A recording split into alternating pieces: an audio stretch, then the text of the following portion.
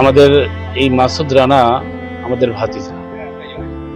মাসুদ রানা শান্তিরক্ষী যে মিশনে গেছেন মাস দুয়েক আগে হতে পারে। সেক্ষেত্রে আমাদের যাওয়ার আগ দিয়ে আমাদের সবার সাথে দেখা সাক্ষাৎ করে গেছেন, দোয়া চেয়েছেন। আমরা তার সাথে যে চলাফেরা, তার থেকে আমরা বুঝি একজন মানুষ হিসাবে, একজন ছেলে হিসাবে যেভাবে চলার দরকার, আদর্শিক একজন মানুষ হিসেবে তাকে বলা যেতে পারে। সেক্ষেত্রে আমরা খুবই মর্মাহত তার এই অকাল মৃত্যুতে। আমার ছেলের কালে 1 মাস 7 দিন হয়েছে যাওয়া। আচ্ছা আচ্ছা।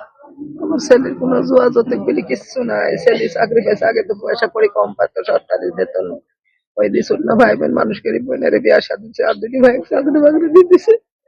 এখন আমার ছেলে তোর করলো কিছু নেই, বাড়বে ঘর ভেটি টুকটাক 2 কাঠা করে জমি মনে হয় ভাগে পাবে বেচারা। আর আমার ছেলে একদম সরল সোজা ফুলের মতন পবিত্র দেহ। আমার বেটা কাল দুপুরে আমার সঙ্গে কথা হয়েছে, বেটার ভিডিও কলে। বেটা কছে, মা তুমি কি করছো, তুমি ফোন দিলে ফোন ধরো না কে? আমি মিয়ার বাড়ি ছিল, মিয়া বলছে যে ভাই, তো মিয়া এসে ফোন ধরলো, তো বলছে যে ভাই ভালো আছে, তো বলছে ভালো আছে, তোরা ফোন ধরিস নি কে? এই মুহূর্তে একটাই তো চাওয়া, দুনিয়া থেকে চলে গেছে, এখন শেষ চাওয়া যে আসলে সুফলা আলী লাশটা আমাদের কাছে পৌঁছা দেওয়া, যাতে শেষ কাজটা আমরা করতে পারি। আমরা গতকাল রাত 12টার দিকে এই আনঅফিসিয়াল ভাবে জানতে পেরেছি, তার কলিগদের মাধ্যমে বিভিন্ন ছবি প্রেরণের মাধ্যমে এভাবে জানতে পেরেছি। পরবর্তীতে আমরা সকালে নিশ্চিত হয়েছি। এরপর আজ রংপুর থেকে আমাদেরকে ফোন দেওয়া হয়েছিল তার এই ব্যাচের অধিনায়ক, তারপর আমরা নিশ্চিত হতে পেরেছি। হয়ে গেছে বাবা, তোমার তো তুমি কান্না করে না,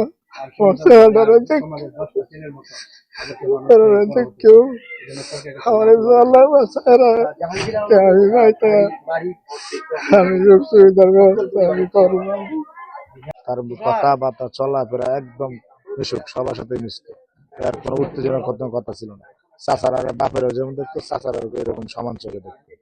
তার যে বাচ্চাটা এখন সবসময় বাবা কি জিনিস বুঝতেই পারে না, বাবার জন্য আত্মনাদ করতেছে, বাবার জন্য কান্না করে। আর তাদের এই সংসারটা একমাত্র চলতো তার উপার্জন। তার ভাই বিদেশে প্রবাসে আছে, তার অবস্থাও তেমন একটা ভালো না। তার বাবা গৃহস্থ কাজ করে, তার আম্মু আমার বোন হয়, তার চিকিৎসা বাবদ কয় বছর আমরাই বহন করি, কারণ একা উপার্জনের পক্ষে সে সংসার চালাইতে পারে।